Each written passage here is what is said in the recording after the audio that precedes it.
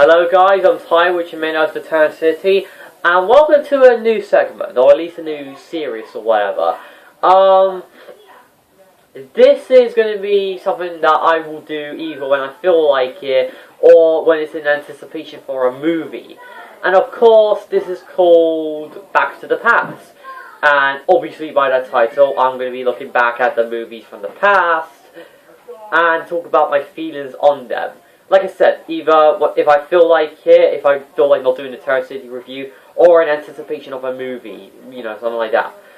That being said, let's look at this. So yeah, a lot of you may have heard of Now You See Me. It's a movie that's not doing badly at the box office.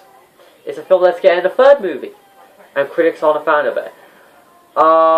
Yeah. So, as you may have known from the title, I'm going to be reviewing the original, which came out in 2013. It's directed by Louis Leterrier, and it's an ensemble movie, of course, because it's a heist film.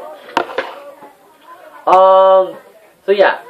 My history with this... Well, first, let's talk about my history, I guess. Which really has nothing to do with the rest of the review, but whatever.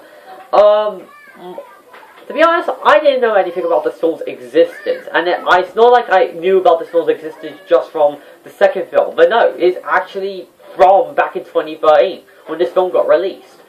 I'll talk about more of my history anyway.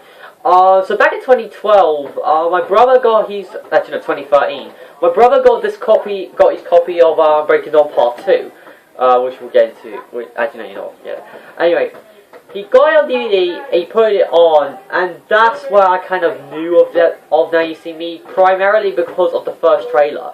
And it looked really good. The premise of four magicians performing shows while also doing heists sounds like a really cool idea. And I was actually really looking forward to it. It's just a shame that I completely forgot about it afterwards. I came across a glimpse of the film, but that was all I did, and then I just forgot about it altogether. And I didn't really know anything about it until last year, where me, my brother, and my parents were going. We were going shopping. We had food. We were allowed to buy something, like buy a film or a game, and so we were allowed to buy two things, or whatever. I bought two films. I bought The Maze Runner, and of course, Now You See Me. And I saw the film. My thoughts on it were, it was okay. It was an okay movie. My opinions of the film have slightly changed. I've started to grow to like the film more, and it's actually led to be pretty good. I won't say it's perfect. There are things in the film that make no sense whatsoever. And the overall twist of the film is really a mind. I don't know. It just messes with your mind, and it kind of makes you wonder what, you know. And I'll get into that later. But despite that, I like the film. I enjoy it more as okay. You know what's good. I'm gonna split this into two parts. I'll talk you know what's great. Let's just talk about the plot. The plot of the film is that you've got these four horsemen, played by Jesse Eisenberg, Woody Harrelson, Dave Franco, and Isla Fisher, who were picked by this hooded figure to do these insane, to do these shows, and also rob banks and all. And on their very first show shows them teleporting this man from Las Vegas to France in like 3 seconds, and they steal his bank. This calls the attention of the FBI, who brings in Dylan Rhodes, played by Mark Ruffalo, who at first doesn't seem all happy about this, but after he's encountered with them, starts to get invested. And then he starts teaming up with a French Interpol, played by Melaine Lawrence, and it's this cat and mouse chase with the four horsemen, while also it's a mystery film to figure out who the fifth horseman is, who employed them, and it's trying to make you wonder who's who and who's really responsible. So yeah, character-wise, the characters aren't really special. They're just kind of there. But they do their roles very well. The Four Horsemen, while they are barely in the film, which is kind of a shame, but don't worry, you get to see them more in the sequel, I think are really good. Their chemistry with each other is really well done. They have some great chemistry, and you can tell that these guys had, said thing in behind the scenes. The acting also shines through the film, and the jokes between them are funny. It's really funny. Mark Ruffalo as Dylan Rose, I like him in the film. He's kind of your foil, but you also kind of get to know, but you also know his motivation and all, and you kind of get why he's doing what he does. Renee Lawrence, she does a fine job. Her chemistry with Mark Ruffalo is really good, and it actually has some pretty good scenes with each other. While they aren't as good as the Horseman scenes, they're still pretty good.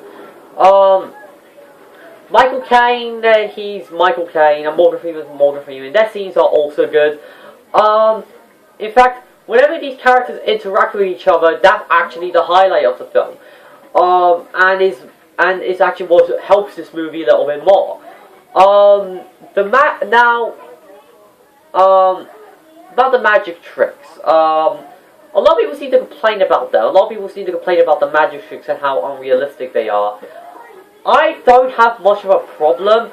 Maybe it's because either because I'm in a different age, or maybe at the time, or I don't know. But I didn't see the minor magic tricks. They're fun, they're exciting, and they're very spectacle. They do explain how they robbed the bank though, and they do explain certain magic tricks, I guess. They do explain how they rob banks though, which I guess that's where many people seem to have their big complaint with the film, is that while they do these magic tricks, they don't seem to explain how to rob a bank. I don't agree. They do it. It's in 2 scenes of the film, granted, but it's still there. It's not like they cut it out of the movie. But yeah, some of the CG effects are kind of mixed. The CG effects are kind of mixed. Some are good, some are bad. The visual effects look amazing. But stuff like a certain car crash, nah. The music by Brian Taylor is amazing, and Louis Leterrier's overall directing style is really wonderful here. The movie is edited well and shot well, to that you're never bored, which is actually what I can say for this film, is that the movie moves constantly. The pacing is always moving, and that's really what helps about it.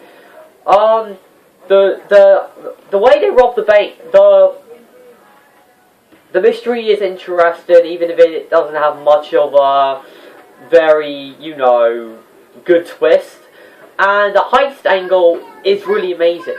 In fact, my favorite scene of the film is actually their very first heist.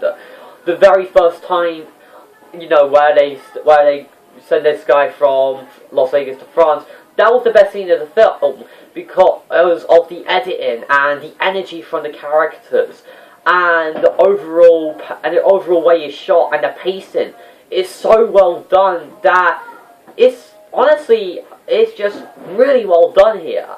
And hopefully Now You See Me 2 not only gives us a scene like that, but tops it, which I'm really hoping by. So it seems like I'm praising the film. So yeah. That being said, you may actually no wait. I'm sorry. The action scenes are well directed, and they're just there. There's not really much to say here, to be honest. There's not really much positive I can say here. While the characters aren't the most interesting, it's the actors that help them. It's the actors that give them a little more a character and a bit more energy and a bit more life into them than the script requires them to. The movie does something that's smart at times. Sometimes it works, sometimes it doesn't. The magic tricks are well done, and the way they explain how they rob the bank is really good. And when you see the Horsemen rob the banks, they are pretty much the highlight of the film. And Brian Taylor's music, as I said, is well done. That being said, it's not perfect. The overall, there's a lot of things in this movie that make absolutely no sense whatsoever. Like there's an interrogation scene, and for some reason they let Jesse Eisenberg play with these cards, which is kind of weird. Why would you let him play cards? And another problem with the film comes actually just when they have Timon Morgan Freeman is sort of explaining what happened. They go to the same place where they robbed the bank in the first act, and this teleporter is still there, not dismantled and taken to the evidence room for some reason. Weird. But the problem actually kind of stems from the final act, at least, is that there's a certain romance developed that doesn't feel earned and isn't even mentioned and comes right out the hell of nowhere. And while the twist ain't terrible, it makes no sense. It's just kind of thrown in there, and it just really doesn't help. That being said, though, so yeah, and about the whole splitting the thing, as a mystery film, it doesn't work because of that twist. As a heist film, however, it is a ton of fun. It's a fun movie. It moves at a good pace. The characters are likable and are enjoyable enough. The actors do a good job and gives them more life and depth. The action, while sometimes very rapid fire, it's good and you can tell what's going on. The music is fantastic and yeah. There's not really much to say overall. Overall, Now You See Me is a fun movie. And overall, I'm gonna say, as a mystery film, it's a 5 out of 10. As a heist film, it's a 9, even if there's some stuff that makes no sense. And overall, taking it as a mystery film, it's a 8 out of 10. I think it's a fun movie, and I am looking forward to the second film. Despite what the reviews are saying for this film, for the sequel, I'm still gonna go see it, because the trailer's amazing, Daniel Radcliffe looks like he's having fun, and yeah. That's all I have to say. So, yeah. See you guys, and yeah.